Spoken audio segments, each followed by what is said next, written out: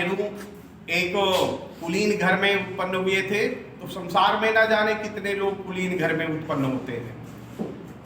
लेकिन उसके पश्चात उन्होंने जो मार्ग चुना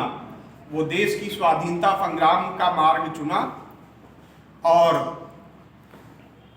उन्होंने देश की आज़ादी के लिए जेल की यात्राएं भी की, जेल में समय भी बिताया और वहां पर एक प्रसिद्ध पुस्तक जिसे भारत की खोज या डिस्कवरी ऑफ इंडिया, विश्व इतिहास की झलक और अन्य पुस्तकें लिखी। पंडित जवाहरलाल नेहरू का सबसे बड़ा योगदान यह है कि देश की आज़ादी के बाद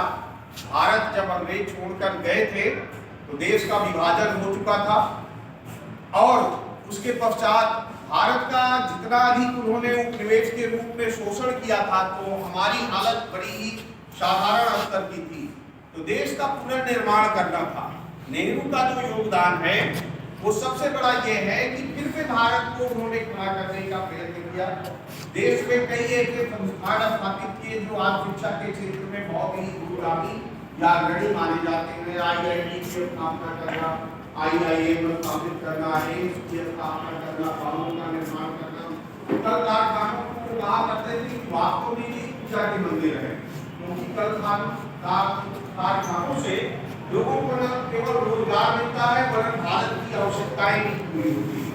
यद्यपि कुलीन वर्ग में जन्म लेने के पश्चात और एक कुलीन का जीवन व्यतीत करने के पश्चात भी वो पूंजीवाद के समर्थक नहीं थे। उनको साम्यवाद ने बहुत प्रभावित किया था, लेकिन उन्होंने देखा कि साम्यवाद में कुछ ऐसी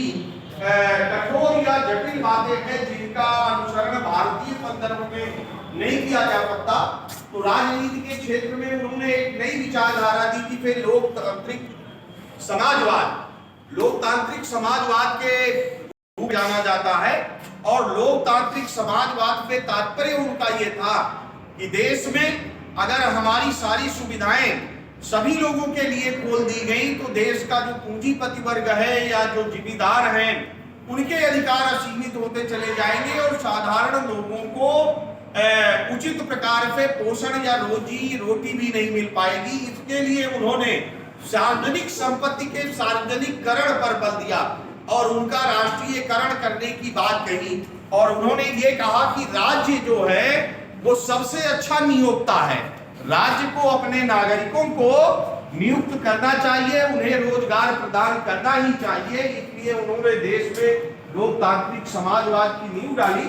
और नेहरू जी भले भारतवर्ष की स्थिति अंतरराष्ट्रीय पटल पर जितनी मजबूत आज दिखाई देती है उतनी ना रही हो, लेकिन विश्व के नेताओं में उनकी चर्चा होती थी, चाहे इंग्लैंड के प्रधानमंत्री चर्चिल या एटली रहे हो, चाहे रूजवेल्ट रहे हो और एक गुट निरपेक्ष, यद्यपि वो आंदोलन आज अप्रासंगिक हो गया है,